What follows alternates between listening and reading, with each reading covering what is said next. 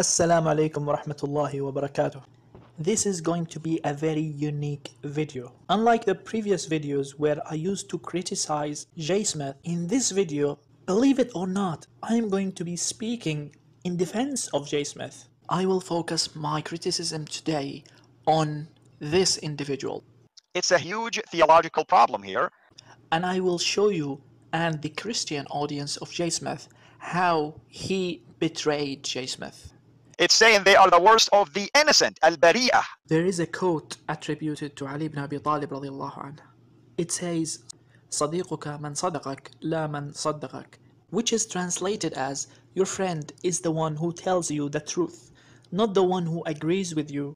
Since Jay considers Al-Fadi a friend of his, Al-Fadi should always give Jay accurate information. I'm talking here about the controversy over Surah 98 verse 6 and the variance between the reading of Warsh and the reading of Hafs, innocent versus creation. And we all know that J. Smith doesn't speak or understand Arabic. So in order for him to criticize the Arabic of the Quran, he will need help from experts. And who is better to seek help from other than your best friend? And in the second reading, it's saying they are the worst of the innocent, al-bari'ah, al-bari'ah. So it's indicating that humankind is innocent, but there are levels in there. Some are worse than others. So that's a theological difference right there, isn't it?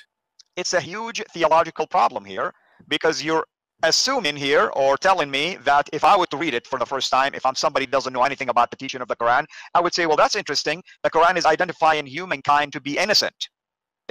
Did you pay attention to what this deceptive individual said to his friend? The second reading, which is the Warsh reading, is saying the disbelievers are the worst of the innocent. And this is very ridiculous. The purpose of this video is not to show that Al-Fadi is wrong, because this fact has already been established.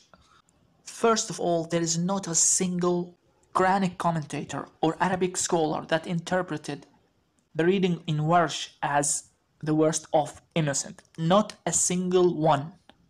Second, several Muslim brothers have already refuted Al-Fadi on this stupid claim. Brother Shabir Ali, Brother Farid, and also Brother Abu Musa, Muslim allegation shredder. But maybe Muslim scholars and Muslim YouTubers are trying to hide this fact, right? So let's go to non-Muslim scholars, academic scholars, who have no advantage in proving Al-Fadi wrong. This is a series of tweets by Dr. Van Booten. And this is a response that I got from Haytham Sidki. And if you're not satisfied with Muslim scholars and non-Muslim scholars, let's go to people who are supposed to be biased against Islam. Arab ex-Muslims. This is a video done by an ex-Muslim Arab refuting Jay. It is the latter verb, bara'a, that the word bari'a, creatures, creation, comes from. It is usually written bariya, but it can also be written bari'a. In other words, there is no change in meaning at all.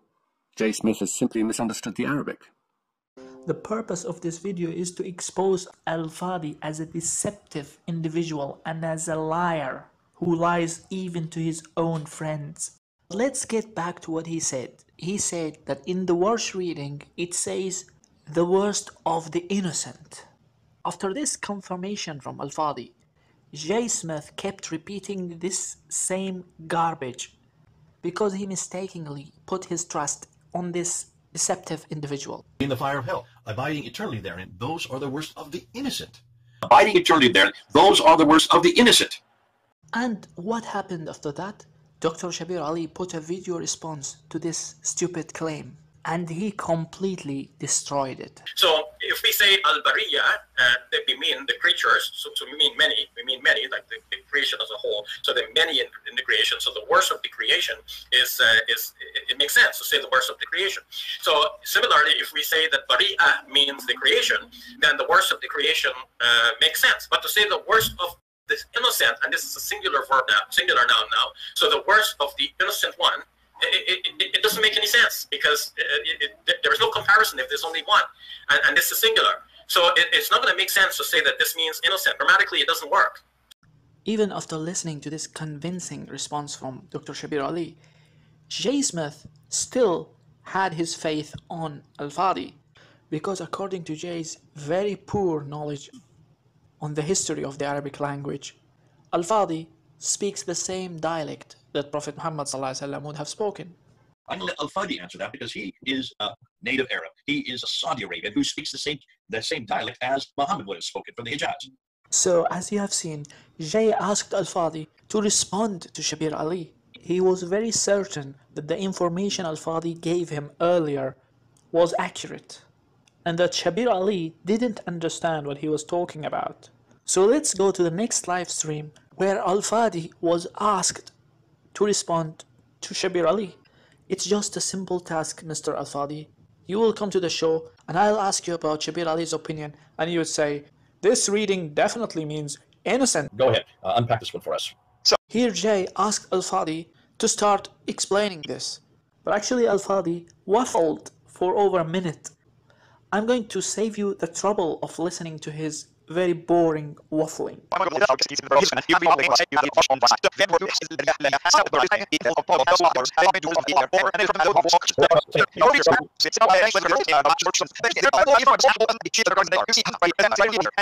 So how does this read in Warsh? It says Al-Bari'ah, Al-Bari'ah.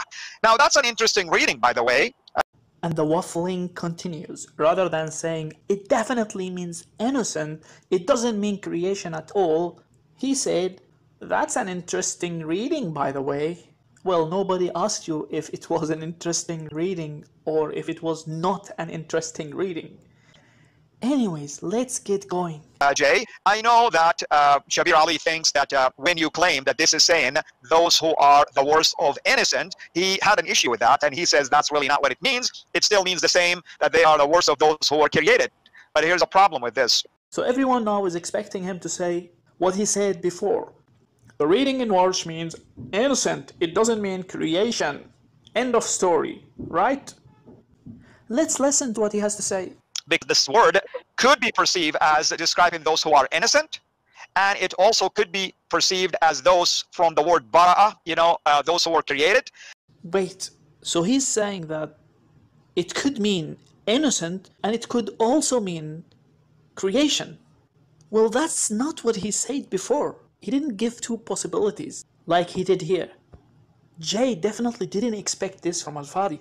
He expected him to say, well, it means innocent and it doesn't mean creation. Shabir Ali was wrong. So that's the end of the discussion, right? Because if there are two possibilities, we will go with the one which fits the context. And the context is talking about disbelievers who are going to be the dwellers of the hellfire. So which one fits more? The worst of innocent, whatever that's supposed to mean, or the worst of creation? Of course the worst of creation fits the context. So what will Mr. Al-Fadi say next? How will he justify this? Let's listen to what he has to say. And also, the same root word is used in a variety of ways in the Quran in itself to describe other means and other meanings as well. For instance, the word bara'ah in chapter 9, bara'atun min Allah, meaning that Allah basically is innocent now from what's going to happen to you, infidels, right? Why would Allah use it as innocent about himself, and you're not allowed to say that this is also describing the Christians and the Jews as innocent? He went on waffling about other irrelevant verses like the word bara'ah, bara'atun min Allah. And then he asked the most meaningless question. Why will Allah subhanahu wa ta'ala describe himself as innocent, but you are not allowed to describe the Jews and Christians as innocent? Well, Mr. Al-Fadi, it's not about whether you are allowed to say something or not. It's not about, you are using it for yourself, then we are going to use it for the Christians and the Jews. We're talking about a language here. It's the context that decides which meaning fits. And this is basics in all languages. All languages have words which have multiple meanings. How do we understand the meaning of the word? Using the context. Makes sense. The worst of the innocent doesn't make sense. It is as simple as that. Anyways, let's carry on. In fact, early Quranic commentators did say that this also can mean innocence. So I'm confused, Jay. Exactly, you're confused. So rather than talking to your friend and asking him to stop making this stupid argument, you are continuing to give him false information. There is not a single Quranic commentator that interpreted the word bari'ah in Surah 98 verse 6 as the worst of innocent.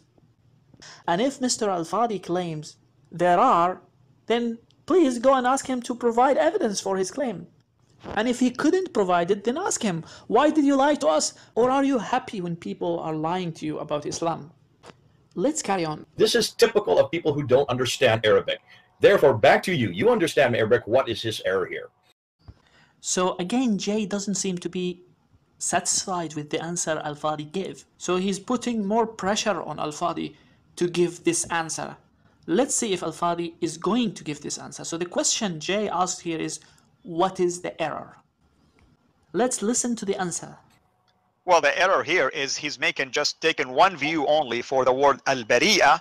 In fact, I would argue if it is really talking about those who are created, it should have read al-mubra'un, those who were created. So the question was, what is the error here? And the answer Al-Fadi gave, the error is that he only took one view. And rather than explaining what he means, he went on to waffle about other meanings of those who are created. Let's carry on. So I'm not really so sure why he's having an issue with you to say that this means innocent, when even early Quranic commentators did exactly the same thing you said, and they did state that it could mean the innocence. Wallahi, you are a liar. I will repeat, there is not a single Quranic commentator who made that claim. Now let's see if Jay is satisfied with this answer. Okay, so on the right side, looking at the Arabic, on the right side, innocent, the innocent, is there any other way that could you ever, looking at it as an Arab, could you say that this is creatures? Could you ever say this is creature? So Jay ran out of patience and finally asked him a question to get a categorical answer. He asked, you as an Arab, could you ever say this is creature? And the answer Jay expected was, no, definitely no, it's completely wrong. But let's listen to the answer. The first look, no. Immediately your mind will go, modern day Arab. The first look, you'll go right away to the idea that there is innocence here. The first look, no. Modern day Arabs. We're talking about a book that was written in the 7th century, and we interpret it based on the understanding of modern day Arabs, based on the first look. So it's clear, after Shabir Ali's refutation, Al-Fadi was embarrassed. He knows that there were many Arab Christians who are watching him, who would lose their respect to him, because they knew very well that there was no way that this will be innocent.